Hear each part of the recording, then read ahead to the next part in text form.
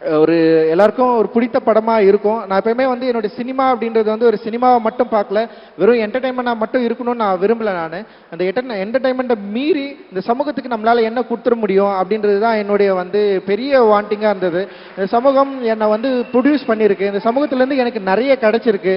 அதில் வந்து இன்பங்கள் நிறைய இருக்குது, துன்பங்கள் நிறைய இருக்குது, நிறைய படிப்பினைகள் இருக்குது. ஸோ இது வந்து நான் அப்சர்வ் பண்ணியிருக்கேன். இந்த அப்சர்வ் பண்ணதை நான் ஆர்ட்டாக மாற்றி நான் வந்து ஒரு சினிமாவாக நான் உங்ககிட்ட கொடுக்குறேன். நிச்சயமாக அந்த சினிமா உங்களுக்குள்ள இருக்கிற அந்த உணர்வு எழுச்சியை டச் பண்ணும் அப்படின்னு நான் நினைக்கிறேன். டச் பண்றது மூலமாக இந்த சினிமா சில விஷயங்களை விவாதங்களை உண்டு பண்ணும், சில கேள்விகளை உருவாக்கும். அந்த கேள்விகளை பதிலை தேடுறது மூலமாக வரலாற்றில் நம்ம மறந்த நிறைய கேள்விகளுக்கான பதிலை நம்ம வந்து பெற முடியும் அப்படின்னு நான் நம்புறேன்.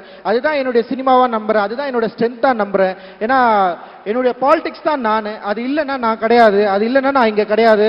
பாபா சாஹேப் அம்பேத்கருக்கு நான் பெரிய நன்றியை சொல்லிக்கிறேன். அவர் இல்லைன்னா நான் கிடையவே கிடையாது. அவர் தான் என்னை வந்து இவ்வளவு தூரம் நீ உன்னுடைய சமூகத்துக்காக உன்னுடைய மக்களுக்காக நீ பேசியே ஆகணும்னு சொல்லிட்டு என்னை புஷ் பண்ணி என்னை வந்து இந்த ஸ்டேஜில் வந்து நிற்க வச்சிருக்காரு. ஸோ அவருடைய வாய்ஸா, அவருடைய மாணவனா, அவருடைய சீடனா நான் தொடர்ந்து இயங்குவேன் அப்படின்றது தான் என்னுடைய வந்து ஒரு பெரிய லட்சியம் அண்ட் குறிக்கோள். அதுதான் என்னுடைய பெரிய விருப்பமாக இருக்கு.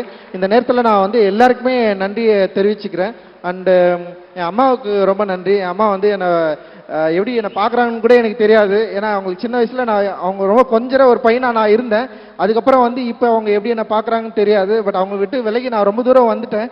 ஆனாலுமே வந்து அம்மான்ற ஒரு இருக்குல்ல, அது செம்ம சூப்பராக எமோஷ்னலானது. அது அவங்க கிட்ட பேசுகிறப்போ ஒரு சின்ன ஒரு ஆசுவாசம் கிடைக்கும். அப்போ தான் நான் ஒரு பையனாகவே உணர்வேன், அப்போ தான் நான் மனுஷனாகவே உணர்வேன். அது வரைக்கும் நான் மனுஷனாகவே இல்லை, ஏதோ ஒரு ஜோனில் ஏதோ ஒரு வாழ்க்கையை நான் வாழ்ந்துட்டு இருக்கிறேன். ஆக்சுவலி அப்படியே போயிட்டு இருக்கிறேன் நான்.